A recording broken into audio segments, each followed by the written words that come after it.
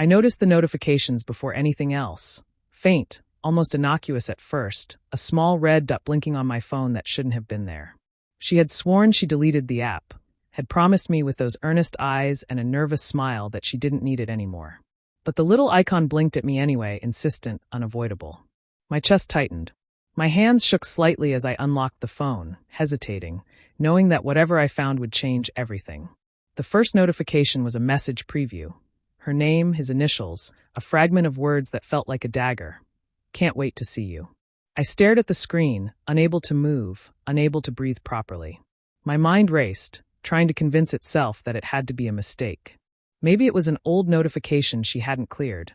Maybe she had set it aside and forgotten. But the others followed. Timestamps, recent messages, responses that hadn't been there before. She had lied. I felt sick. The room I was in, our living room, suddenly seemed smaller, suffocating. The soft hum of the refrigerator, the distant sound of traffic outside, all became unbearably loud in contrast to the deafening betrayal I felt inside. I remembered her voice that morning, casual, light, telling me she had deleted the app, that I had nothing to worry about. And now, that trust was gone, shattered by a blinking dot on a screen. I paced, trying to organize my thoughts, trying to figure out if I wanted to confront her immediately or gather more proof first. Every instinct pulled me in a different direction. Anger, disbelief, sorrow, all mixing into a thick, choking fog. My mind replayed the last few weeks, the little absences, the distracted smiles, the subtle changes I had ignored because I didn't want to see them. When she walked in from work that evening, I was waiting, phone in hand, unable to hide the tension coiled in my chest. "You're home early," I said, my voice quieter than I intended, almost brittle. She smiled, tiredly, shrugging out of her coat. "Yeah, traffic was lighter than usual. How was your day?" I didn't answer immediately. I watched her, the familiar way she moved, the ordinary gestures that now felt tainted. I wanted to ask about the notifications, about the app, but I needed to hear it from her. I needed the truth. "Did you delete it?" I asked finally, my voice low but sharp, carrying the weight of everything unsaid. Her eyes widened slightly, and for a brief moment, I thought I saw panic flicker there.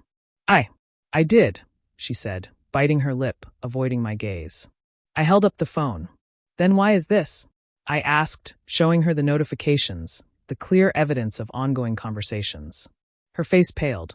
She looked down, twisting the ring on her finger, a nervous habit I had seen 1,000 times before. I wasn't ready to tell you. I didn't want to hurt you," she whispered. I laughed bitterly, a sound I didn't recognize as my own. "Not ready to tell me? You lied to my face.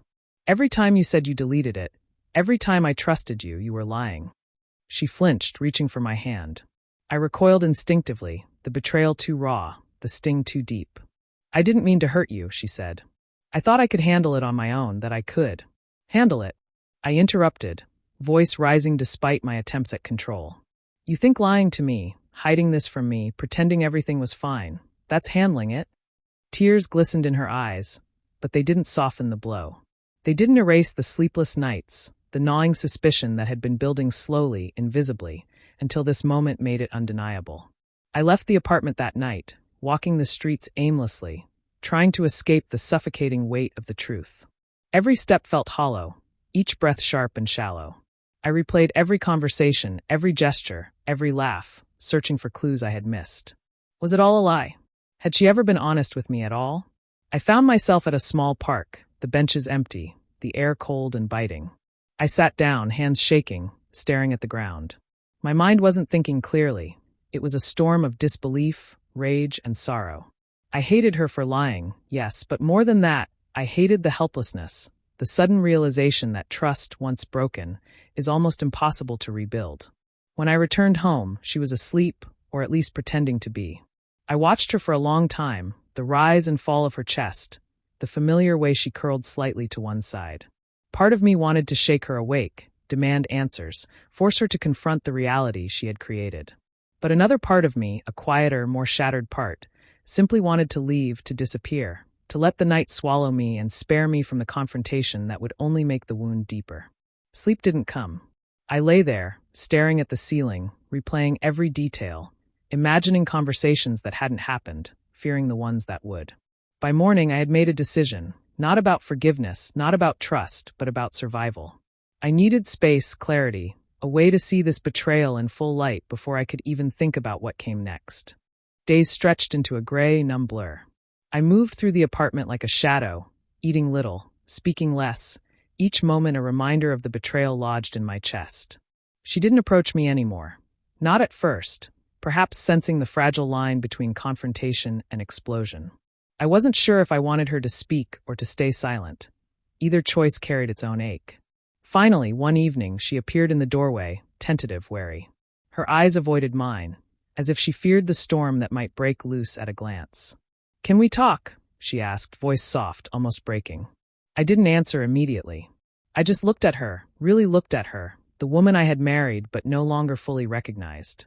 She seemed smaller somehow, shrunken beneath the weight of her guilt, and part of me wanted to rush to her, to demand explanations, to beg for some shred of honesty I could cling to.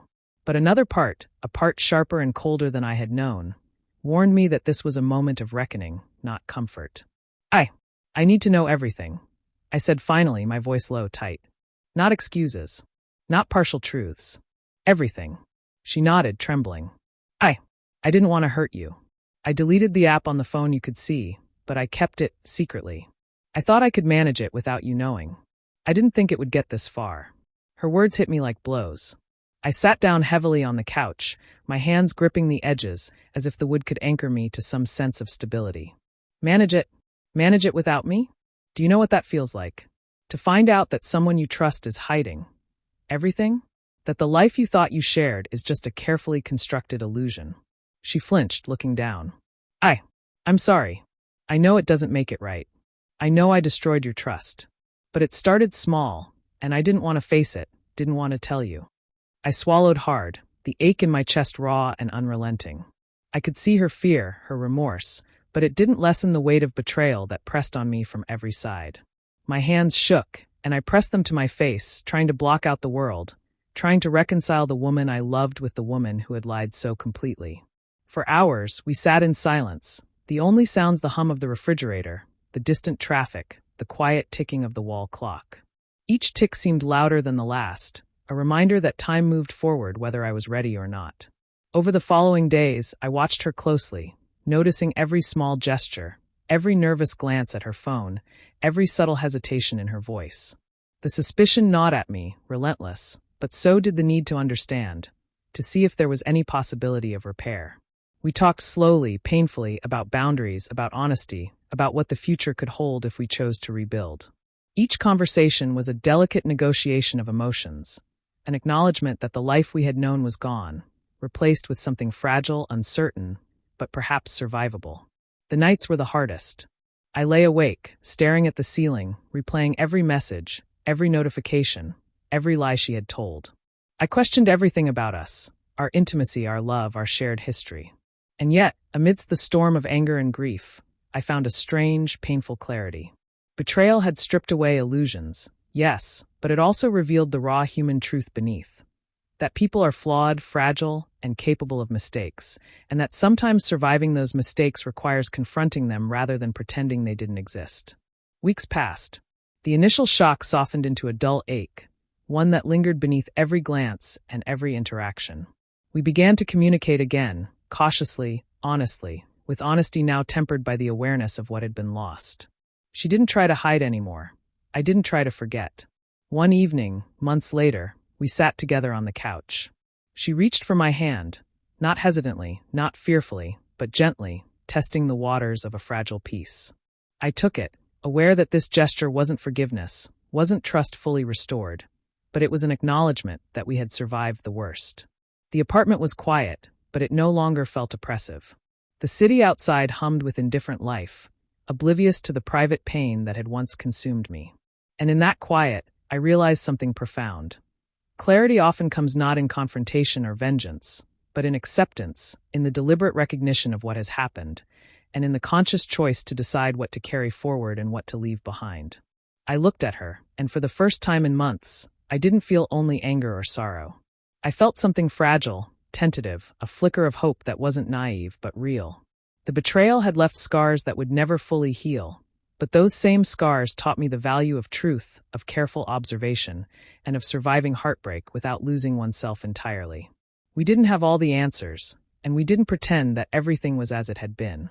But we had begun to face reality together, deliberately, honestly, step by step.